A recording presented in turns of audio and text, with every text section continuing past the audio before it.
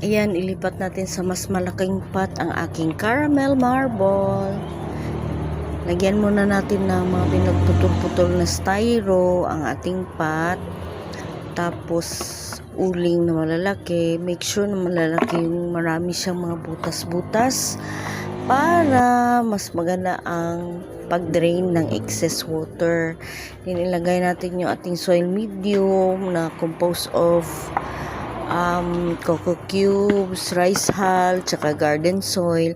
Hindi muna ako maglalagay ng fertilizer kasi kakalagay ko lang nung last week. So, lagyan natin, dandahan ang paglipat natin sa mas malaking pot kasi meron siyang new baby.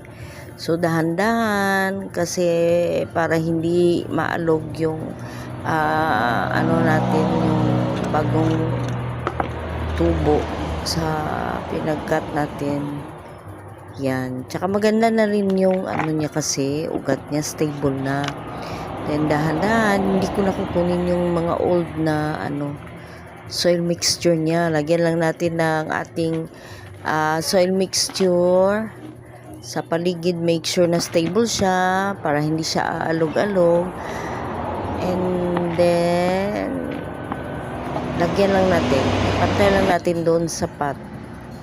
Yan yung bagong tubo niya. So, ang ganda niya kasi puti. Tsaka mas malaki. Lalaking malusog yan. Ang ganda ng dahon, guys. See you on my next vlog. Bye!